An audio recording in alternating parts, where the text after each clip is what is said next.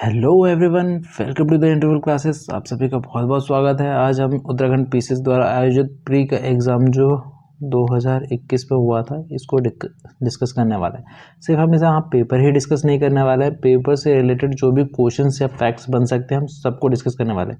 अगर आपको मेरा इनिशिएटिव अच्छा लगता है तो आप लोग लाइक कमेंट करके बताइएगा कि इससे रिलेटेड आपके क्वेश्चन पेपर में फंसते हैं नहीं फंसते हैं, या कितना पेपर में आता है। जहाँ तक मुझे लगता है इससे पक्का आपको 3 से 4 क्वेश्चंस तो आपके फंस ही जाएंगे वापस। ठीक है, तो देखो पहले क्वेश्चन की अगर हम बात करें तो निम्नलिखित में से कौन सा देश अफ्रीका महाद्वीप में अवस्थित नहीं है।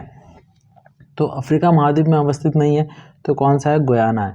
अब इससे रिलेटेड अगर हम बात करें गुयाना से, तो गुयाना कहाँ पर है, तो ये अफ्रीका देश में तो नहीं है, लेकिन कहाँ पर है, तो ये दक्षिण अमेरिका में। ठीक है, दक्षिण अमेरिका की एक कंट्री है ये। और जो गैबन, गिनी और गिनी बिसाऊ है ये अफ्रीका देश के हैं। तो ये जो 3 बाकी जो बच रहे हैं ये किसके हैं, तो ये अफ्रीका देश के हैं। और गुयाना की अगर राजधानी की बात करें हम तो जॉर्ज टाउन है। तो इसकी राजधानी क्या है आपकी, जॉर्ज टाउन है। George town. देखो बार बार लिखना थोड़ा सा मेरे लिए वो प्रॉब्लम होता है क्योंकि मेरे पास वैसा पेन नहीं है। ठीक है, तो मेरी वॉइस पे आप लोग थोड़ा ध्यान देंगे कि जो मैं बोल रहा हूँ। तो जो इसकी राजधानी है वो जॉर्ज टाउन है और जो इसकी मुद्रा है वो गुयाना डॉलर है।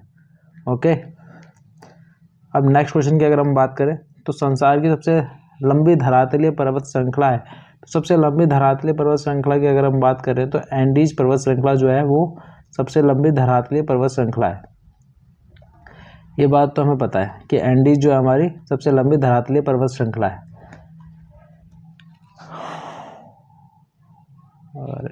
अब देखो जो ये एंडीज है हमारी ना, तो ये सबसे लंबी धरातलीय पर्वत श्रृंखला है। जो आल्पस है आपकी ये यूरोप के अंदर आती है, और जो रॉकी है आपकी ये उत्तरी अमेरिका के अंदर आती है, और जो हिमालय है आपकी कहाँ पे आती है, एशिया में आती है। तो एंडीज़ की अगर हम पर्टिकुलर बात करें तो अभी थोड़ी देर पहले ही हमने देखा था गुयाना जहाँ पर है, मतलब उसी दक्षिणी अमेरिका में ही ये अवस्थित है। और यहाँ इसकी जो लंबाई है वो कितनी है, तो 7000 किलोमीटर तक ये फैली हुई है। इसका 7000 किलोमीटर तक इसका विस्तार है, टोटल विस्तार अगर हम उसकी बात करें। और इसकी जो सबसे ऊँची चोटी है ना, तो सबसे ऊंची चोटी की अगर हम बात करें तो एकांगुआ है। क्या है आपकी, एकांगुआ, जो इसकी सबसे ऊंची चोटी है। और एकांगुआ की हाइट की अगर हम बात करें तो एकांगुआ की हाइट कितनी है, तो 6962 मीटर एकांगुआ की हाइट है। ये बात हमें समझ में आ गई। और बाकी हमने देखो और रिलेटेड फैक्ट्स को भी डिस्कस कर लिया। अब हम नेक्स्ट क्वेश्चन पर पहुँचते हैं कि जहाँ पूर्वी घाट और पश्चिमी घाट दोनों मिलते हैं, जहाँ पूर्वी घाट और पश्चिमी घाट दोनों मिलते हैं वो जगह कौन सी है, तो देखो वो जगह है हमारी नीलगिरी की पहाड़ियाँ। ठीक, नीलगिरी की पहाड़ियाँ जो है, और नीलगिरी की पहाड़ियाँ कहाँ पर स्थित है, तो देखो जो तमिलनाडु है, तमिलनाडु प्लस कर्नाटका प्लस केरला, ये तीनों में पड़ती है। अब देखो ये लोकेशन है कहाँ पर, इसकी एग्जैक्टली समझने की कोशिश करते हैं। नीलगिरी की पहाड़ी, तो ये हमारा प्यारा भारत है, यहाँ पर हमारा केरला है, यहाँ पर हमारा तमिलनाडु है, और यहाँ हमारा कर्नाटक है। तो ये यहाँ पर अवस्थित है नीलगिरी की पहाड़ियाँ। ठीक है, तो ये पश्चिमी घाट और पूर्वी घाट, यानी जो हमारा पश्चिमी घाट है और जो इधर से हमारा पूर्वी घाट है, इन दोनों को जोड़ने का काम कौन कर रहा है, तो नीलगिरी की पहाड़ियाँ कर रही हैं। अब अगर हम बात करें तो इसकी सर्वोच्च ऊंची चोटी कौन सी है, तो डोडा बेटा, डोडा बेटा। ठीक है, तो जो इसकी सबसे सर्वोच्च चोटी है वो डोडा बेटा है, जिसकी हाइट कितनी है, 2637 मीटर इसकी जो है वो हाइट है डोडा बेटा की, जो इसकी सर्वोच्च ऊंची चोटियाँ हैं। अब नेक्स्ट अगर हम बात करें कि और क्या क्या फैक्ट्स हैं से रिलेटेड, तो देखो कार्डमम इलायची की जो पहाड़ियाँ हैं दक्षिण पूर्वी केरल में स्थित होने के कारण यहाँ पे पश्चिमी घाट का हिस्सा है ये यहाँ पे क्या है आपका, ये हमारा भारत है ना, तो भारत में यहाँ पे इलायची की पहाड़ियाँ यानी कि कार्डमम की पहाड़ियाँ भी हैं यहाँ पर स्थित। और बेसिकली ये जो प्लेस है वो किस लिए फेमस है, कॉफ़ी, सागौन और बांस के लिए फेमस है। इतनी बात हमें समझ में आती है। अब नेक्स्ट क्वेश्चन की ओर मूव ऑन करते हैं। 4th क्वेश्चन, तो निम्नलिखित में से कौन सी जलधारा उत्तरी अटलांटिक महासागर में प्रवाहित नहीं होती है। तो उत्तरी अटलांटिक महासागर में प्रवाहित नहीं होती कौन सी जलधारा है, तो देखो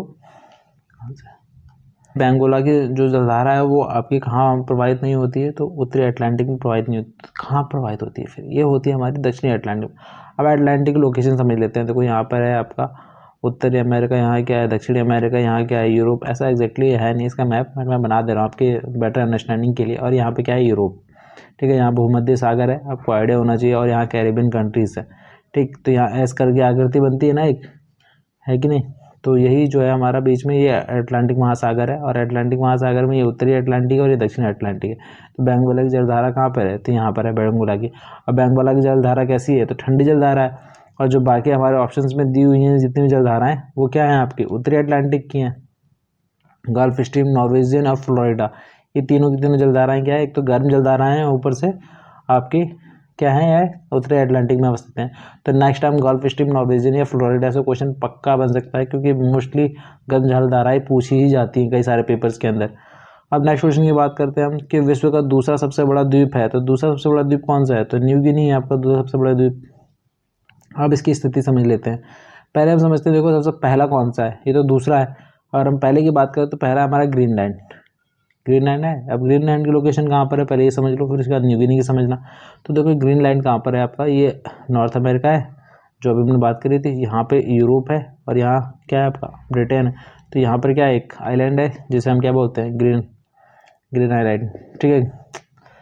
ओके, ये बात हमें समझ आ गई। तो देखो ग्रीनलैंड जो है हमारा वो सबसे बड़ा है। और उसके बाद अगर हम बात करते हैं न्यू गिनी की, तो न्यू गिनी कहाँ पर है, तो यहाँ पे ऑस्ट्रेलिया के यादरा कहाँ पर है, न्यू गिनी है। तो न्यू गिनी क्या है, सेकंड लार्जेस्ट है आपका। अब इससे रिलेटेड पेपर में क्या बन सकता है ये समझ लो, ठीक है।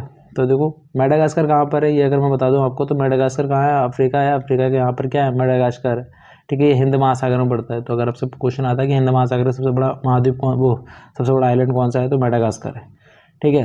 और बोर्नियो आपका कहाँ पर है, तो ये इंडोनेशिया के इधर बगल में बोर्नियो है, ठीक है। सुमात्रा की तो आपको पता ही है सुमात्रा कहाँ पर है। चलो बता दूँ, ये सुमात्रा क्या आता है, किसका आइलैंड है, कौन सी कंट्री का, ठीक है। क्योंकि ये बहुत ही आजकल बहुत ही ज़्यादा न्यूज़ में था ये, क्योंकि अभी अभी राजधानी उन्होंने शिफ्ट करी है अपनी, ठीक है। तो इसलिए आपको बताना है। अब नेक्स्ट क्वेश्चन की अगर हम बात करें, तो निम्नलिखित में से कौन सा सही युग्म है, तो सही युग्म की हम बात करें तो देखो यह है फोहान आल्प्स पर्वत, मिस्ट्रल राइन घाटी, बोरा साइबेरिया और खमसिन मिस्र। सर वो है हमारा बोरा। तो बोरा कहाँ है, साइबेरिया में, साइबेरिया में नहीं है, सॉरी, बाय मिस्टेक निकल गया मुझसे, ठीक है।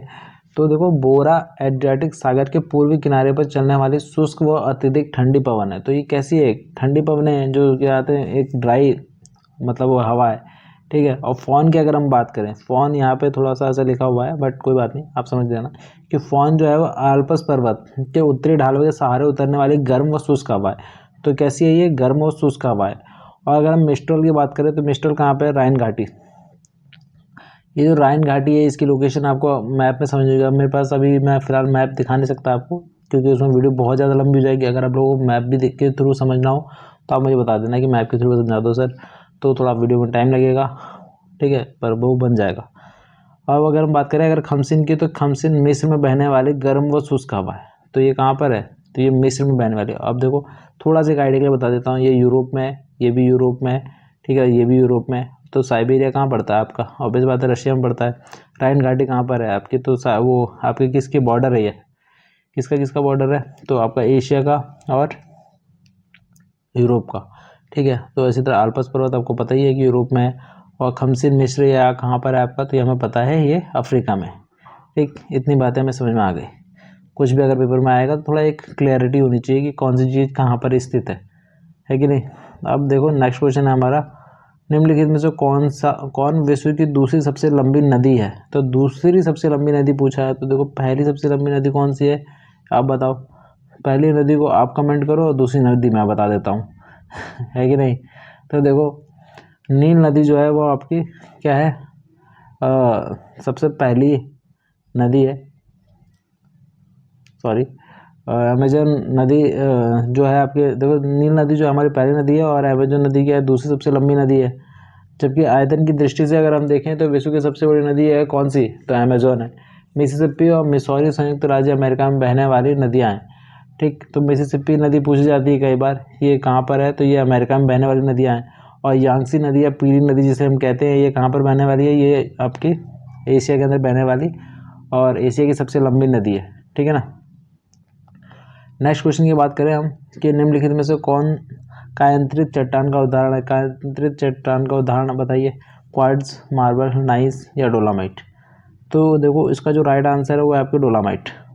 तो अब इससे रिलेटेड कोई बात समझ लेते हैं। तो जो डोलामाइट होता है ना वो कायांतरित चट्टान का तो उदाहरण नहीं है, ठीक है ना। तो ये देखो ये क्वेश्चन को ध्यान से पढ़ना है, तो ये इसका उदाहरण तो नहीं है, ये बात हमें पता है। जबकि जो क्वार्ट्ज, मार्बल और नाइस है, ये क्या है, आपके कायांतित चट्टान का उदाहरण है। ये तीनों के तीनों क्या है, कायांतित चट्टान का उदाहरण है। तो ताप एवं दाब के कारण अग्नेय व अवसादी चट्टानों के संगठन तथा स्वरूप में परिवर्तन हो जाता है। इस प्रकार निर्मित चट्टान को क्या कहते हैं हम, तो रूपांतरित